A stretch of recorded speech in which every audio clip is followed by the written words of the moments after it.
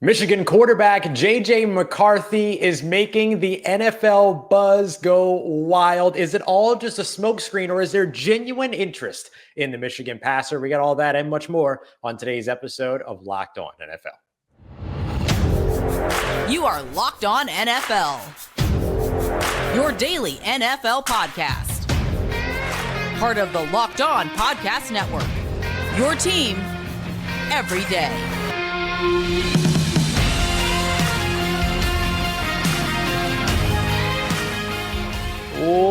What's going on, football fans, and welcome into another episode of Locked On NFL. It is Tuesday, so you've got Luke Braun at Luke Braun NFL on your favorite social media, myself, Ross Jackson, at Ross Jackson Nola, your NFL experts here on the Locked On Podcast Network. And on today's episode, we're going to be taking a look at the hip drop tackle being banned, why it's in our yike and like category as we go through some of the things we liked and didn't like from this week. We're also going to take a look at the Arizona Cardinals, apparently open for business along with a couple of other teams in the top 4 of the NFL draft. Could they potentially be on the move? We'll discuss that. But we're going to kick everything off today with a look at J.J. McCarthy. The Michigan passer has, it looks like a lot of NFL teams on the verge of losing their minds. Is it all just a smokescreen, or is this genuine interest? We're going to break all of that down on today's episode. Of course, today's episode is brought to you by our friends over at Game Time. Download the Game Time app, create an account, use the promo code Locked On for $20 off of your first purchase. Luke, I know you've done some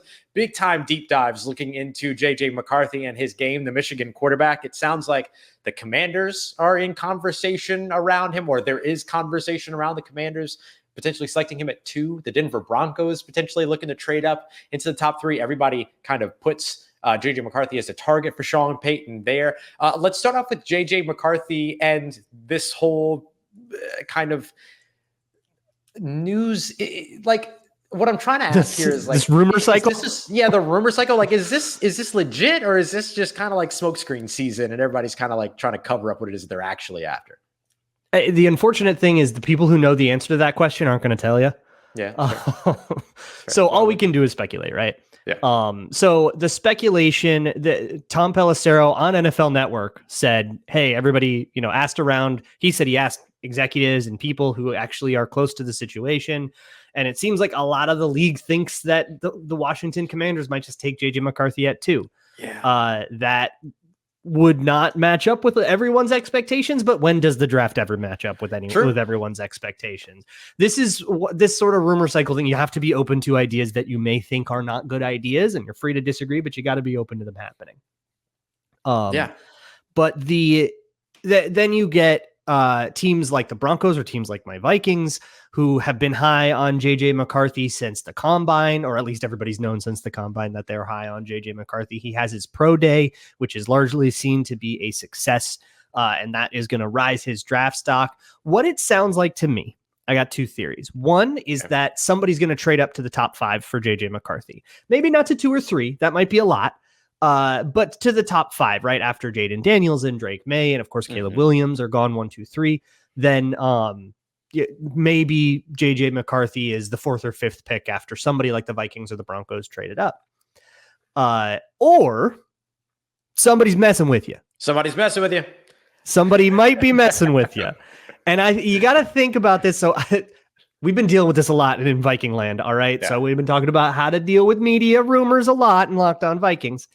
You got to remember, someone wants you to know this, right? Yes. When it's somebody like especially Pelissero or Rappaport or Schefter, those guys don't just leak stuff without permission, right? Somebody has given them the blessing to report that. So who wants Tom Pelissero to go on NFL Network and say, J.J. McCarthy going up to the Commanders? Here's my crackpot theory. There is a team like, say, the Cardinals or Chargers that wants to trade down, right? And we've seen now that we'll talk about it in a second, that the Cardinals are open for business. We've known that the Chargers are open for business. They want to trade down. They want maybe the 2 first-round picks that the Vikings have, or whatever the Broncos are willing to give. And they're worried that those teams are going to be talking to picks 2 and 3. They're going to leapfrog the Cardinals and Chargers, and you're going to lose your chance to get all that sweet, sweet draft capital. And you say, no. Commanders are taking J.J. You want Drake May? You don't need to go up to 2. No, you're good. Right. Yeah, the Patriots are taking Jaden. You want Drake May? He'll be there at 4. Come to me.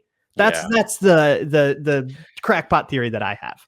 That is just shiesty enough to be fact. You know what I mean? Like that makes perfect sense. That makes no. Don't worry about that. You don't have to do all that to get that player. You just come right here, and then you make that trade. It's fine. And then what happens? Yeah, the Commanders take him at 2. They take Jaden Daniels at 2. Drake May goes to New England at 3, and then you're stuck there after you've made the move to 4. Like, dang.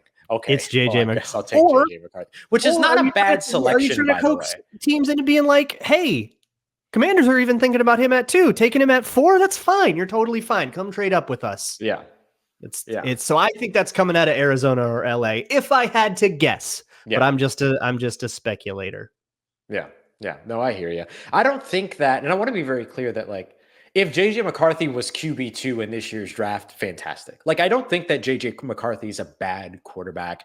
I think that like a lot of the time there are these things that happen to where like, all right, these 3 quarterbacks at the very top, Caleb Williams, Jaden Daniels, as well as, of course, Drake May, they've all gotten the pub. They've all gotten the conversation. They're expected to be 1, 2, 3 in whatever order. We know 1, but 2, 3 is going to be in whatever order.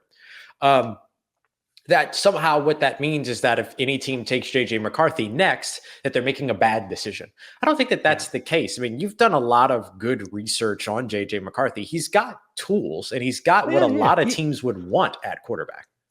I like him. Here's the thing. So you can go, I think, onto the NFL Network Twitter page. Or one of their media pages and actually see a cut up of like every throw from JJ McCarthy's pro day. So you can go check on this yourself. Here's the thing. JJ McCarthy's biggest knock is that he doesn't have a deep ball. But when it comes to third down, scrambling around, Jim Harbaugh, who of course is singing his praises, is said, when adversity comes, that's when he's at his best. Right. And I think that's actually really apt when things go wrong, which, hey, Michigan had a pretty clean season, but they had problems in pass pro. They had problems with wide receivers messing up routes and stuff. And when things go wrong, that's actually when you see him be the best problem solver on that offense. And he's the one holding it together when other guys mess up. But when it's time to 3-step drop and throw a fade, he doesn't have that ball. That touchy fade ball isn't there. And so I went through a lot about a month ago, a lot of research trying to figure out exactly what the problem was. And my theory for this, I'm no QB coach, but my guess is that his stance is a little bit too closed when he steps into it. So when you step into a throw, you want that front foot to open a little bit. You want it to kind of go, if you're a right-handed quarterback, you want it to step off to the left a little bit to start opening up your hips so that they can like torque and turn the way you want to generate power. And if they don't, you're kind of like closing down on throwing like across your own momentum in your body. And that can take some of the torque out of it, take some of the power out of it. Now you're making up the difference with just like throwing it harder with your arm, and then you're going to lose control and accuracy. That's what I think was happening to him on deep balls. I could be totally wrong. Again, not a QB coach. Whoever his QB coach is going to have their own theory, and it would be super cool if they had the same one as me, but I'm not banking on that. But the telltale sign here, all right, the smoking gun, the beating heart under the floorboards is his back leg. When he follows through, will swing outward like super, super far. You don't really want that. Yeah. You want it to be. I actually wrote an article about this at the Wide Left Substack, if you want to go join there, about you remember in the Princess Diaries with Anne Hathaway, the foot pop when you have a good kiss, you want it to just come off the ground just a little bit. That, yes. You want that. You don't want it to swing way out. You want a little pop. At his pro day, still swinging out. So to me, that doesn't like assuage that concern. But if you can fix that, then I think you might actually be able to get more out of him. That's my JJ McCarthy take in a nutshell. There you go. Absolutely love it. So look, we don't know that JJ McCarthy is going to be QB2. Some of this feels like smoke and mirrors, smoke screens, all that kind of stuff. But you know what? If he is, if that's the right fit for the right team, then that's the right fit for the right team. I think that's ultimately what ends up making the biggest difference here. Coming up next, we're going to take a look at the Cardinals being open for business at pick number 4, but they might not be the only ones in the top 5. We got that coming up for you as we continue on with today's episode of Locked On NFL, part of the Locked On Podcast Network, your team every day. Today's episode of Locked On NFL is brought to you by Game Time, which is the best place to find last-minute tickets to whatever strikes your fancy. I am not much of a planner. I'm not a plan ahead kind of guy. It's Saturday night, what's going on kind of guy. And that means Game Time is super perfect for me because you can find last minute tickets up to even an hour after the event starts. It's the best place to find last minute seats. And honestly, a lot of times by then, people are just trying to get rid of their tickets. So Game Time can help you navigate that world and find the best price. If you find the same section and row for less seats in in that same place, Game Time will credit you 110% of the difference. That is the Game Time guarantee. And you can find your way to sports games, college basketball, if you live in an area where March Madness is going on, or theater, comedy shows. Doesn't have to be sports, of course, whatever. Just download the Game Time app, create an account, and you can use code Locked On for $20 off of your first purchase. Terms apply. Again, create an account and redeem code LOCKEDON for $20 off. Download Game Time today. Last minute tickets, lowest price guaranteed. All right, everybody, continuing on with today's episode of Locked On NFL. We appreciate you very much making us your first listen of the day. Don't forget to go and check out Locked On Sports today, the first ever national sports 24/7 stream. Tired of ESPN and Fox Sports having to wait around for hours before you hear anything about your team, or having to turn the volume down because of all the arguing and screaming and shouting? Well, you don't have to worry about that over at Locked On Sports today. It's the local experts bringing you all the biggest stories from the local angle, from the people that actually cover the teams. You can go and check it out over at Locked On Sports today on YouTube, or you can check it out on the free Amazon TV channels app as well. Although Luke and I do our fair share of yelling and shouting on this show. Not really. I can't make any guarantees for what happens when I get on the mic with Peter Bukowski. Okay. That's fair. Hey, look, sometimes it happens. You know, Peter just brings the worst. No, I'm just kidding. No, fuck you. No, we have fun on Locked On Sports today a lot. Yeah, we have a ton of fun over there. So we want to take a look now at the potential of these big trades that happen out of the within the top five and all that. We know that Monty Ossenfort, the general manager of the Arizona Cardinals, already talking about the Arizona Cardinals being, quote, open for business. He said that there will be a sign outside. Isn't sure it's going to be blinking, but it will be on. That was kind of rehashed again here during the owners' meetings. Our own Matt Williamson from over in Peacock and Williamson kind of highlighting this as well, which was the buzz from not from the combine, but from the league meetings. You got the New England Patriots, like, kind of not really completely buckling down on the idea that they're going to select at 3, that, like, it's a priority for them, but, we'll listen, all these other things. So everybody's kind of leaving the door open. So it seems logical to expect some fireworks in the top 5. Does that make sense? Oh, yeah. So I'm thinking back to the Trey Lance trade a couple years ago with the 49ers. That happened the Friday after the owners meeting, which would be this Friday. Makes sense. Kind of took a week for things to settle in, but it kind of makes sense as a time for this kind of deal to get done, right? All the other GMs and head coaches have a bunch of free time and they're all in the same place. So they can all set up, get lunch, let's talk about it, right? And hammer something out in person. We can all look each other in the eye and negotiate. And then say, all right, this sounds okay to me. This sounds okay to you. Let's take it back to our people and hammer out the details. That takes a week and then you get it done, right? That's kind of feels like how that went down between Miami and San Francisco.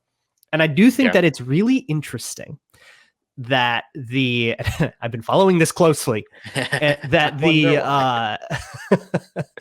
the reporting until this weekend from people like Albert Breer and people who are more like reputation on the line kind of reporters, guys that, when they say something, they if it's wrong, they're kind of putting themselves out there rather than people who just want to throw rumors out there and, who already you don't expect to take very seriously. But so people like, sports Monday Morning Quarterback, ESPN reporting, that kind of stuff has been, brick wall.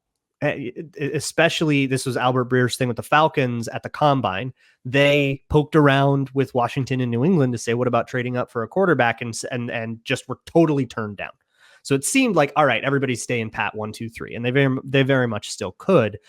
But the language has very much softened after the owners meeting. So I wonder if someone came in and had an offer that was a little bit different than what everybody else was expecting, maybe a little more serious than what Atlanta was willing to do. I wonder who it could be. Maybe a team with 2 first-round picks or something. Yeah, maybe a team that's like very definitely doing this and has also been broadcasting that clearly for like 2 months. So I wonder what happens here, because now you get all of it's not just Arizona. You get Arizona comes out and says, we want a neon sign on our foreheads that says we're open for business. Yeah. Gerard Mayo of the Patriots says to reporters, all of our options are still of course we're prioritizing a quarterback, but our options are open. Dan Quinn saying something kind of similar for the Commanders. So I wonder if it got a little bit more serious and, maybe there's more intrigue going on than we think, but you can never know until you know. Yeah. And it would make sense. I mean, obviously the trade that the Minnesota Vikings made to get that second first round pick, that is one of the biggest things that has changed since the combine. And so therefore it makes sense that maybe some of these conversations change. I mean, if you're a team like the Arizona Cardinals that owns not only the 4th overall pick, but they own a later pick from the Houston Texans as well. And you have the opportunity here to say, okay, well, we could take somebody at 4, or we could trade out of that and potentially have 3 first round picks. Like there's like, that's worth considering. You know what I mean? Like you're thinking about that differently than you were thinking about, a first round pick in each of the next 3 years, right? This year, 2025, 2026. Once you go from talking about 3 first round picks to 4 first round picks, everything changes, because it's very hard to get 4 first round picks because somebody would have to have 2 in a single season. Mm-hmm. That doesn't happen as often as, maybe what we've seen here over the course of the recent past. But yeah, unless you trade with the Saints at some point. We won't talk about that. And so the thing that I look at with or potentially Chris Olave is doing okay. All right. Yeah. Chris Olave is doing We don't great. need to talk. It didn't happen any other times. We promise. No, nobody else. Brian Brzee doing great. What? But look, I think that like that's the thing. Like that, like this is the thing that's so hard about trying to really project the draft, is that you kind of can't, you know what I mean? And so if I had to make that's right. If I had to make the pick though of like which pick I feel like is more likely to be traded, it feels like that number 4 overall pick with the Arizona Cardinals is maybe the one that might be the easiest to get up out of there and everything, because of that enticing idea of having 3 first round selections in this year's draft and then picking up additional first round picks next year and very likely the year after as well, right? It would probably be a 4 first round pick kind of a move. Everything, like it could make sense. Like that to me feels like if any of them are going to move out, Arizona feels like the most likely one. Mm-hmm. I can only speak to this to what I know about the Vikings, but I think I'm on fairly safe ground about the Vikings by saying they really want to move up to 2 or 3, and they're trying to move Washington and New England off it. Who knows if they can, right? That those teams both have really good reasons not to trade out. And then assuming that they can't, they'll say, all right, Arizona, let's do a deal. Mm-hmm. The interesting wild card is the Chargers at 5. Yeah. Where like if I'm sitting where the Vikings are sitting and I'm going, well, why would I trade up to 4 if I could more cheaply trade up to 5, knowing that the Cardinals will just take Marvin Harrison Jr. and then I still get the same quarterback? That might be a factor, but then you also have to be mindful of the fact that if you do trade up to 5, the Broncos might, like if you let the Cardinals get on the clock, the Broncos might come up. Yeah. And then leapfrog you, and then you're kind of up the creek without a paddle. So yeah, that's the dynamic as I understand it with at least the Vikings. And I mean, the Vikings are very clearly the most serious suitor here. The Raiders are starting to say, ain't no Connell starting. Yeah, we're definitely open to that. Oh yeah, we're so okay with that. And Sean Payton and the Broncos are trying, but they don't have nearly enough capital to compete with the Vikings. They could outbid the Vikings if the Vikings decided that it was too rich for their blood. But again, I feel I am on very safe ground saying that's not where the Vikings are at. Yeah. They are going to outbid you. So it's just a matter of not kind of falling asleep at the wheel and letting the Broncos sneak in there. Yeah, absolutely. Yeah, because you don't want to be, like you said, up the creek without a paddle, or as we would call it in this year's NFL draft, drafting Bo Nix in the top 5. Like you don't want to be in that situation. That's not. You know what I mean? We don't need to get there. You don't want to end up in that situation. Round or yes, top 5 of the second round. But yeah, no, it makes perfect sense. So I don't know. What I do know, though, is that it's going to be a fun top 5 in this year's draft to see exactly how all of this unfolds and the potential bidding war that could take place and all of that. And between the Denver Broncos, potentially the Las Vegas Raiders, who by saying like, oh, yeah, no, Aiden O'Connell is going to compete. It's the equivalent to somebody who's like clearly not having a good day. And you walk up and you're like, hey, you doing okay? And they're just like, I'm fine. I'm fine. Yeah, like you're fine. You're definitely fine. Yeah, that's what that sounds like to me. But of course, and then the Minnesota Vikings, who have all the fodder in the world to be able to make that move too. So I'm gearing up and shaping up for a little less than a month now away for it to be a very, very fun first top 5 of the NFL draft. So we'll see how it all plays out. All right, coming up next, we're gonna get to Yike and like. I'm going to tell you why the hip drop tackle rule, which is now going to be penalized according to some of the new rule changes, is making my yike, even though it has nothing to do with the penalty itself. We got that coming up for you as we continue on with today's episode of Locked On NFL, part of Locked On Podcast Network, your team every day. Today's episode is brought to you by FanDuel. It's America's #1 sportsbook, and it's America's #1 sportsbook for a reason. You can find everything you could ever dream of on FanDuel, whether it's spreads, money lines, over-unders for whatever sports are going on. And of course, it is March.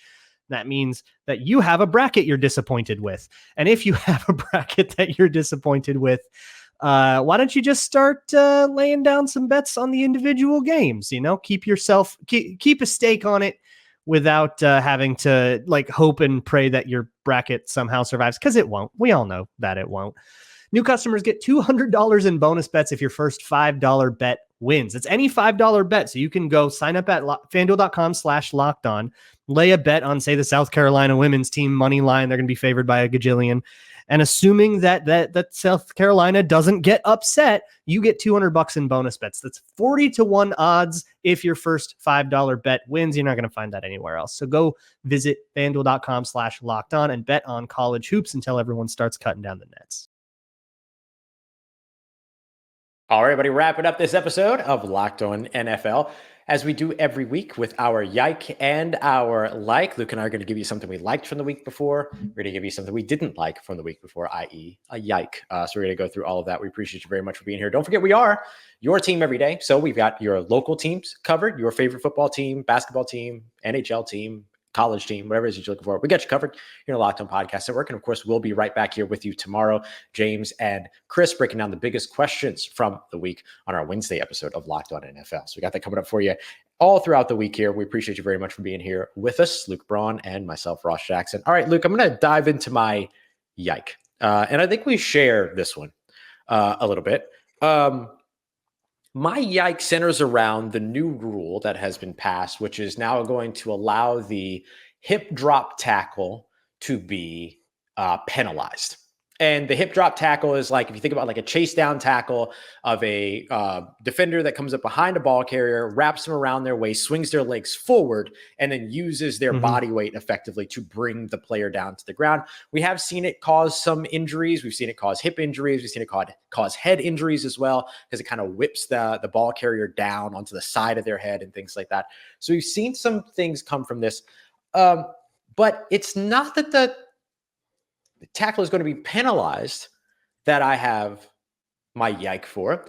It's the discourse around it. I think it's a little bit overblown. I don't think that we see this tackle enough or to a high enough degree in the NFL that this is going to cause an issue penalizing this tackle. And by all intents and purposes, anytime that the NFL says that it's about player safety, it has proven to not be about player safety. And in an instance now to where it is doing something in the interest of player safety, let's not tear it down because it's doing something in the interest of player safety. You feel me?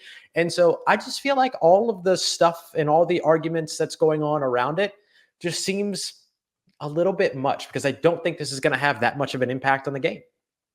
Yeah, I'm thinking about the practical impact, and you're going to see a bunch of fines. It's going to be this like weekly tradition where you wake up on Tuesday, you see a Tom Pelissero tweet that says so-and-so got fined for a hip drop. There's going to be this big outrage for it for about an hour, and then everyone will forget by the time the Wednesday injury report's out, only to redo that cycle. Yep. But I think the real impact is that I think it's going to change the way that defenses drill, And they've had to change the way that they drill tackling and pass rushing and stuff a lot, as these rules are like such a moving target, which I am sympathetic to how unfair and frustrating that is for coaches and players in the defense. I see it from the player perspective for sure.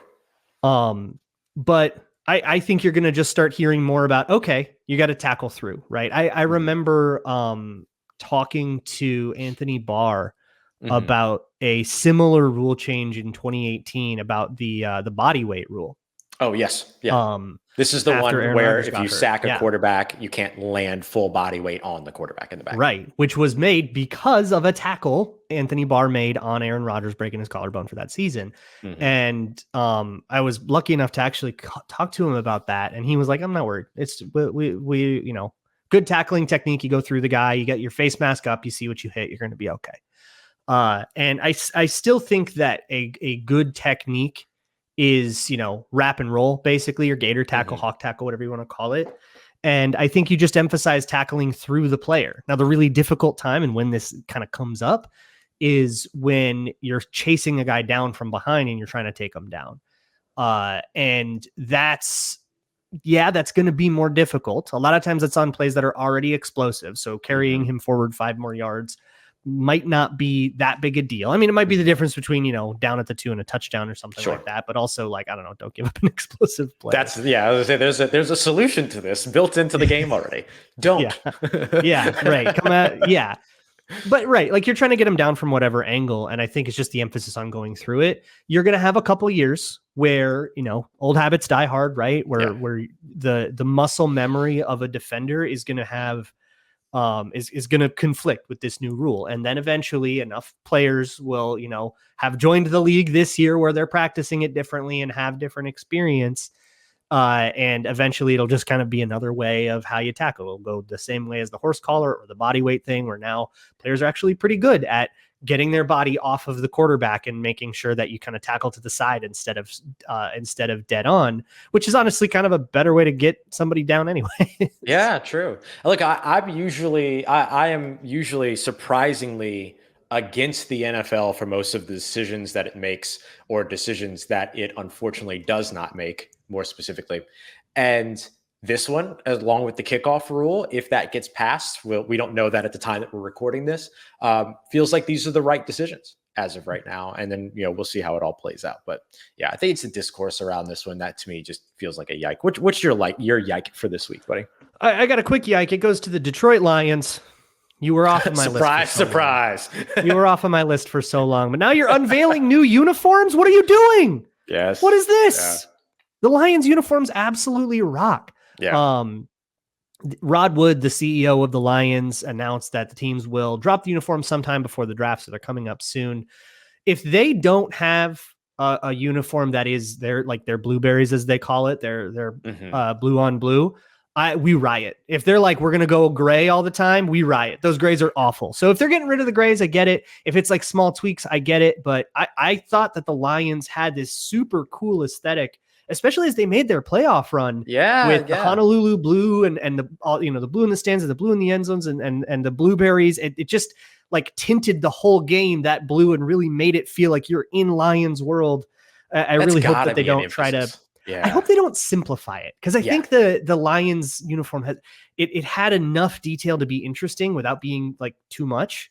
Like, the way that some of the like old 2000s jerseys were like just way too much going on in some places in the league. But I hope that they don't feel the need to go all the way back to like hyper minimalism with like one stripe on it or whatever. I'm worried that's what the Houston Texans are doing. We're getting too boring with our uniforms, and it makes me say yike.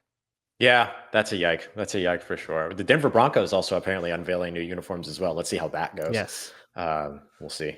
All right. My is Western Kentucky wide receiver Malachi Corley. This is a guy that I really like in this year's draft. He's like the perfect, like, kind of positionless player. He kind of gets the Deebo Samuel tag. I think not necessarily comparing or generating the expectation that he will be Deebo Samuel at the next level, but you being able to move him around, use him from a lot of different places.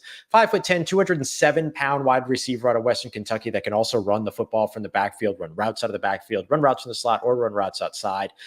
Ran in the mid 4.4 range, according to Jim Nagy at his pro day, 4.45, 4.47, somewhere around there, and had a really, really good short shuttle as well at 426. 31 teams present, 9 teams in particular sent their wide receiver coach, which is usually a pretty good indicator of interest.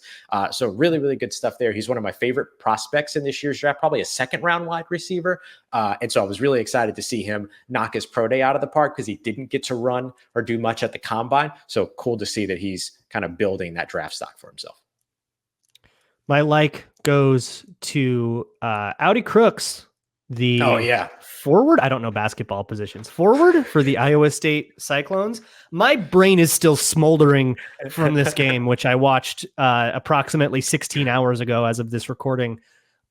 This game against Stanford, ISU, if you missed it, you missed out. Instant classic between Cameron Brinks, who is the superstar of the Stanford Cardinals, probably going to be the number 2, maybe number 3 overall pick in the WNBA draft, against this like brick house freshman who's just like huge and powerful and just like shoulders people until she's under the rim and lays one in, put up a 40 ball on somebody in the first round and dueled 1v1 with one of the best women's basketball players in the country, outlasted her. Cameron Brinks fouled out first.